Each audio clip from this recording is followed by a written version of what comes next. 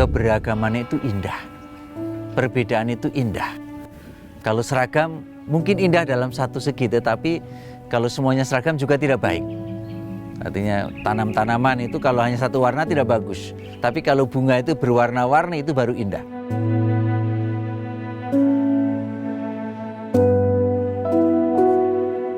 Bali, Pulau Seribu Pura di Indonesia. Sesuai dengan arti namanya, yaitu kekuatan yang maha agung. Pulau Bali memiliki kekuatan dan daya tarik sendiri, mulai dari keindahan alam, kekayaan budaya, hingga penduduknya yang ramah.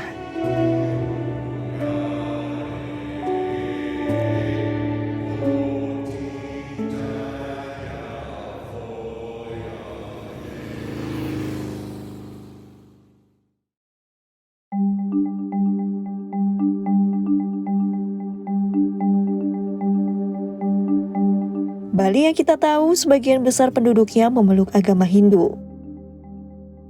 Namun siapa sangka, terdapat beberapa desa yang kemudian menjadi contoh betapa indahnya hidup rukun dalam kemajemukan.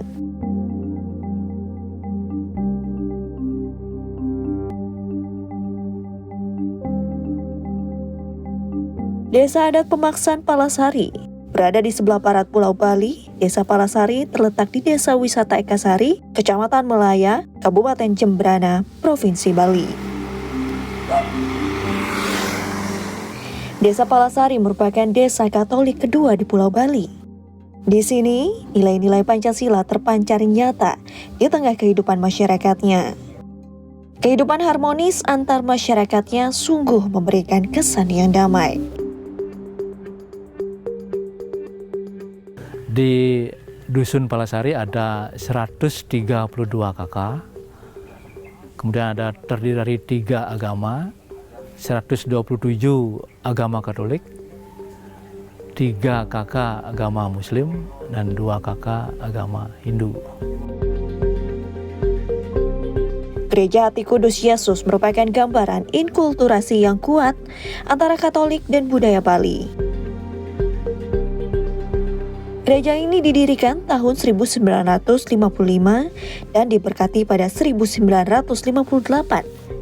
Hingga kini terdapat hampir 1.300 jemaat. Berbeda dari gereja pada umumnya, gereja Katolik ini mencerminkan perpaduan yang kental antara agama Katolik dan kebudayaan Bali.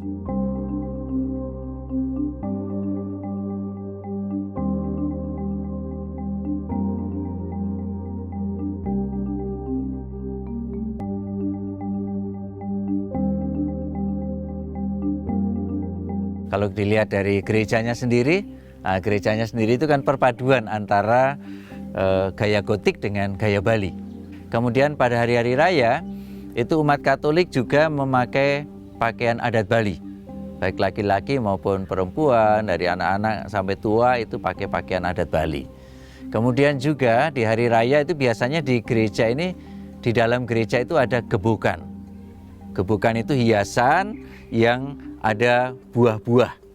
Nah, itu biasanya kalau orang Hindu, biasanya kalau mempersembahkan ke hari raya, mereka biasanya bawa gebukan, itu dibawa ke pura dan sebagainya. Ini di sini juga ada gebukan.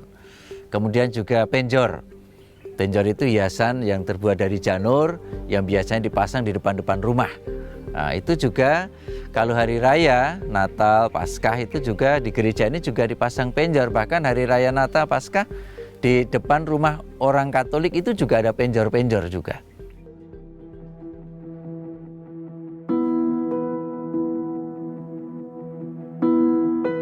Tidak jauh dari Gereja Hati Kudus Yesus terdapat Gua Maria Palasari atau disebut juga Palinggih Dewi Kaniaka Maria. Selain menjadi tempat ibadah, Gua Maria juga menjadi tempat wisata rohani bagi turis lokal maupun mancanegara lintas agama.